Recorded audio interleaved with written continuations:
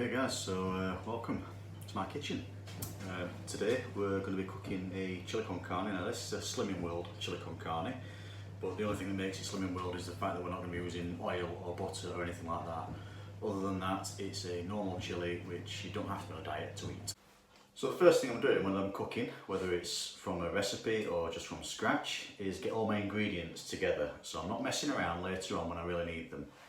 So for this particular one, we've got red chilies, we've got onion, we've got red peppers, yellow peppers, lots of kidney beans, tin tomatoes, low fat beef mince, ground pepper, salt, paprika, ground cinnamon, ground coriander and ground cumin. Bit of fry light to cook it all up, keeping it healthy.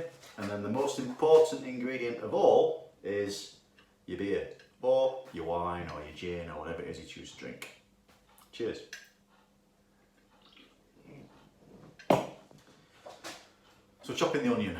Now there's a lot of different ways that you can see fancy chefs doing this, you know, involving slicing it down the middle or keeping one end there and doing all this and that.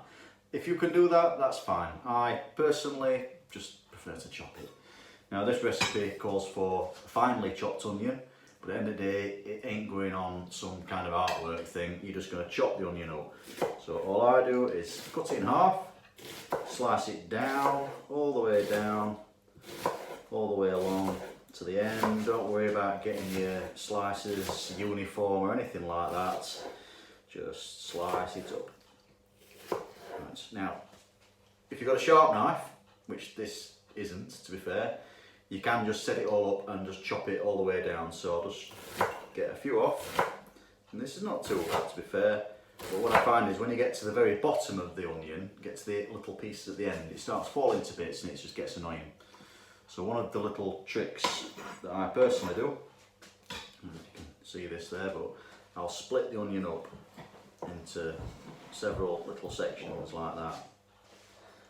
Then chop those bits individually. And they don't fall to pieces as easy doing it that way. So take a section out.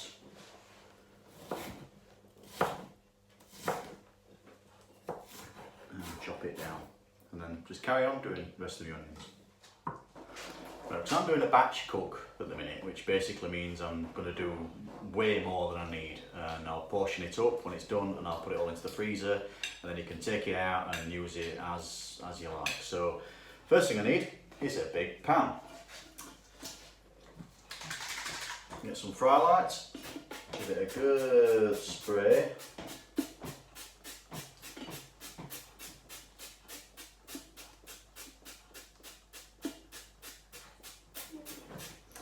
Should be enough of that. And then what I'm going to do is I'm going to put the onions that I've chopped. These are the first thing to go in the pan, these and the garlic. So the onions are going to go in, and then I'm just going to put it to one side until I'm kind of ready and I've chopped everything else up. Right, so now I'm going to chop some garlic up. This recipe calls for 6 cloves of garlic. So the clove, for those that didn't know, is one segment of the bulb that you can buy. So we're going to start with this by just chopping the end off and taking some of the skin with it. Chop the other end off, try and get the rest of the skin, and that's been a really lucky one, that, because all of the skin has come off with just them 2 cuts, and I normally have to fiddle about with it for ages and take the skin off, but yeah, once you've got the skin off, that's pretty much it. And there is a bit of a brown bit on this, so I'm just going to cut that bit off. Sure, there's nothing wrong with it, but I prefer it not to go into my food, so right. So, to finely chop a piece of garlic, I'm going to cut it down along its whole length. I wanted that piece, never mind, right. And then I'm going to cut it into sort of matchsticks to start with. And then I'm going to get the matchsticks all lined up, and then I'm just going to chop.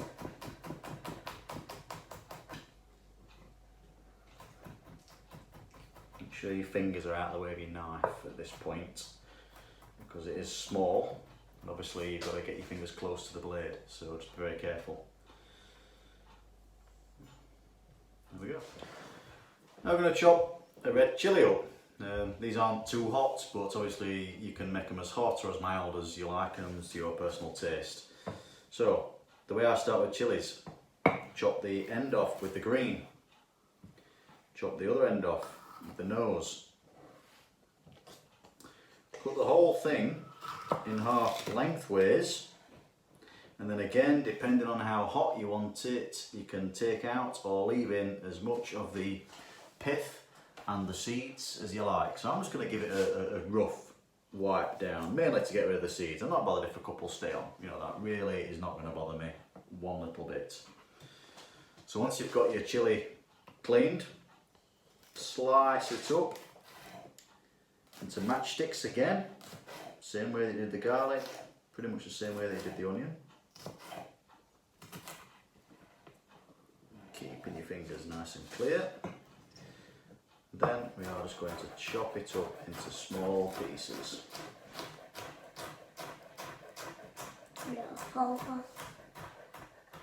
Yeah. Now one very important thing with chilies, once you've finished handling them, especially chopping them like that, you can have chili juice all over your fingers. If you want to give them a lick, great. Find out how spicy chili is. These aren't too bad. Worst thing you can do is rub your eyes or pick your nose or scratch your ear or scratch any other sensitive parts, if you know what I mean. So once I handle this chili, first thing I'm going to do is go and wash it, very liquid, warm water, get rid of all that problem. So now we're going to chop pepper up as well. Again, just like an onion, lots of different ways to chop a pepper, depends which cookery program you're watching. Now the way I do it might not be the fastest, but it gets pretty much everything out of the pepper. So on the table, top end slice down, spin it round, bottom end slice down. I'm not going to worry too much about how close it is to the end there. Take the bottom end. What you don't want is just that little tiny little bit right in the middle, which is sometimes a little black bit. Oh yeah. That's the only bit you don't want. So you can slice it all the way along up to that point. And then the same there, up to that point. And just get this side bits off. So the only bit I'm chucking away is that tiny little bit with the bit on it. Done. Right. Other side.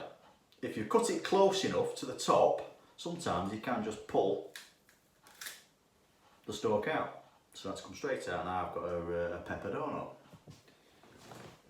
Once you've got your pepper donut, all we're going to do is slice again towards the middle where it starts looking a bit white and it starts looking a little bit sort of like that's not the type of bit you're going to eat. Every time I show the camera something, I've also got to show my 5-year-old boy something, Devon. Say hello, Devon. Hi. There we are. Hi everybody. Right, so we're going to slice the pepper up to the white bits. And that's it. So that's the only bit we're going to chuck away from that end as well. To do the body of the pepper. No, it's okay, darling. Thank you. Trying to help. Can't fault him for that, can I? To do the body of the pepper, what you should have now is a kind of hole all the way through the other side with the middle bit holding the seeds. Now this one's quite good. It's only got these 2 ribs. So all I need to do is cut down the side of one of the ribs all the way to the bottom, turn it around to the opposite side, and down the side of one of the ribs all the way to the bottom. So I've taken off the whole section of pepper there. And then what you're left with is the other half with the seeded bit on it. So all I'm going to do here is take off the whole side down there and then down there. So what you're left with is just the seed core there and some of the white bits. Devon wants to hold it. Don't get seeds everywhere. And then now you've done it like that, you're ready to just slice it whichever way you like. I personally, again, do it into long matchsticks. And then just dice it up. Same way that you've pretty much done everything else. And that's it. So all of the vegetables are chopped up. all ready to go in. I've got everything set out now and I'm keen to crack on. So what I've also done, thank you, is added all my spices together into this little tub. So we've got X teaspoons of that, X teaspoons of that, X teaspoons of that, and X teaspoons of that. All in there, I can just wang it straight in when I need it. Right, so now we're ready to start cooking. So we've got the onions and the garlic in the pan with a bit of the fry light that we squirted in earlier on. Now I find it a bit easier to add a bit of cold water in there as well. Now remember, we're not cooking with olive oil or anything like that here, so we're trying to keep it sort of pretty much Weight Watchers friendly. Splash your water in there, turn the gas on, and what we're going to do is we're going to get it low. So we don't want those onions to burn. We're not making hot dogs with fried onions, so we don't want them to burn. So turn the gas down nice and low, and then get a big wooden spoon ready to just give it a bit of a stir every now and then, just to stop it from sticking. Okay, so what we're doing here is just keeping these onions and the garlic, just keep them stirring around a little bit. Like I said, we don't want them to stick. Now that little bit of water that we put in, you can just see the moisture there. That is helping a lot. That's kind of taking the place of the oil or the butter or any other kind of fat that you want to use. Now, because this is a Slimming World recipe, obviously that's what we're doing. We're substituting the oil and the fat for water and fry light, basically. And like I said, just because it's labelled a Slimming World meal doesn't mean that it's a special diet type of thing. Anybody can eat this at any time. So the onions have been sauteed in the pan for about 5 minutes now. They've gone soft, they've gone slightly translucent, and all the water's disappeared. So now we need to move on to the next step of it. What we're going to do is we're going to add the spices that we prepared earlier. Just choke that in. Make sure it's all in there. Give it a good stir round. Mix it all together.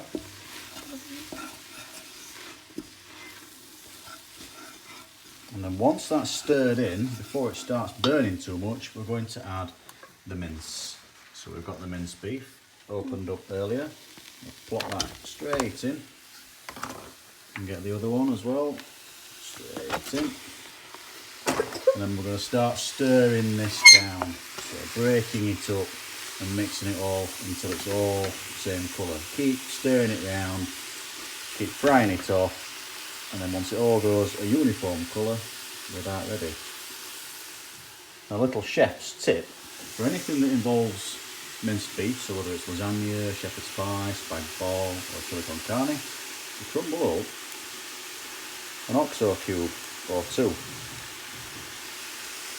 into the mixture, just as the meat's browning. Stir it all in so it all mixes together, and all that's going to do is it's going to add a bit of a punch of an extra beefiness of flavour about it, really. Obviously it was in beef anyway, but an oxo cube definitely doesn't hurt. So we need to keep stirring that up, mix it up with the onions and the spices that we put in earlier, and get it all the same colour.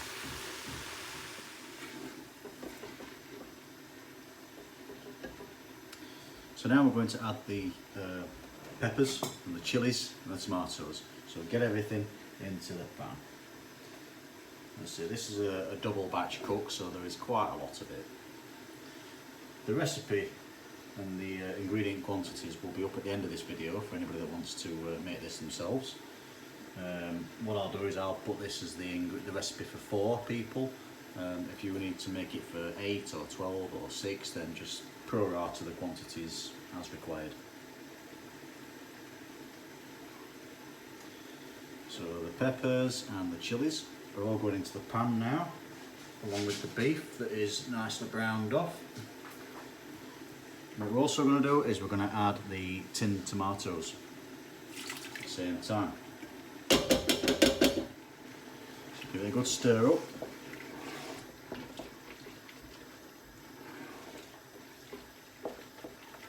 Now we can reduce the heat back down to the low level. Keep stirring it all, mix it all together.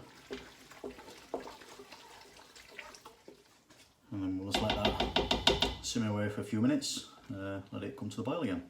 And what you should end up with is something looking pretty much like this. So I like my chilli spicy. The wife not so much, so I bought some sour cream so she could put it to it. But I'm going to add a teaspoon or two of extra hot chili powder. You don't need to use that. Like I said, it depends how hot you like it. If you like it really hot, you can put more chili in to start with. You can put more chili powder in there. You can put some chili sauce in there. You can do whatever you like. Now, if you make it too hot, and when you're eating it, you're thinking, oh God, this isn't nice, a bit of lemon juice. So later on in the cooking process, we're going to do a taste. If it's too spicy at that point, get some lemon juice or lime juice and put a bit of a squeeze in, and that kind of counteracts the heat really, so it don't make it as bad.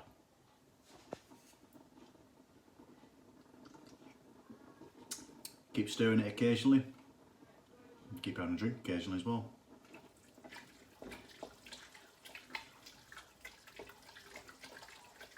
Cheers.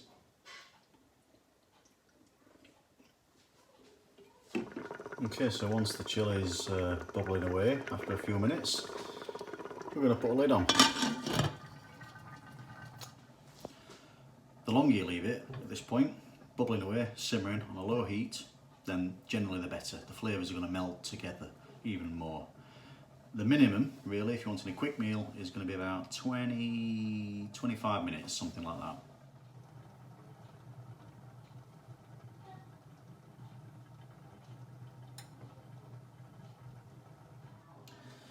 So the one thing that we haven't added yet are the kidney beans.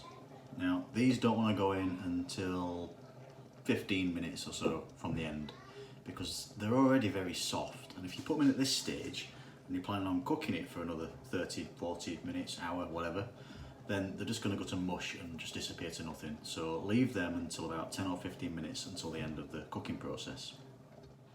So one of the best things about doing a chili is there are no set rules really. You can break the rules. You can make your own rules up, it doesn't matter. Now, as long as you've got the basic ingredients, which are obviously chili, it's got to have some heat to it, kidney beans, beef, onions, paprika, you know, that sort of thing. You know, you can kind of do whatever you want. My mum used to put raisins or sultanas in it, which was really nice. You know, it's not something I'm doing now, but you can do whatever you like. There are no rules, like I said, just go for it, experiment, do what you want to do whatever you like to do. One nice little twist on a chili con carne is at the very end of cooking, just before you're about to serve it out, is to put a couple of cubes of dark chocolate in there. Let it melt, stir it in. It's going to give you a silky finish, and it's going to add a little bit of bitter sweetness to it, which I've done it a few times myself. It's fine. If you've got dark chocolate, great, go for it. If you haven't, you know, yeah, no worries. So it's been about an hour and a few more of these. About time to add the kidney beans in now. So I rinsed these from the tin earlier with a colander and just put them in this bowl. Pour them in. Give it all a good stir up and leave it for another 10-15 minutes. So this is the finished version. Sorry guys, I forgot to film me sort of spooning it out and everything, but yeah, probably like 15-20 minutes after I put the kidney beans in, it was all done. So rice done at the same time, a bit of brown rice, sprinkle of coriander over the top, and I put a squeeze of lemon juice in just to be on the safe side. Alright, happy eating folks, cheers.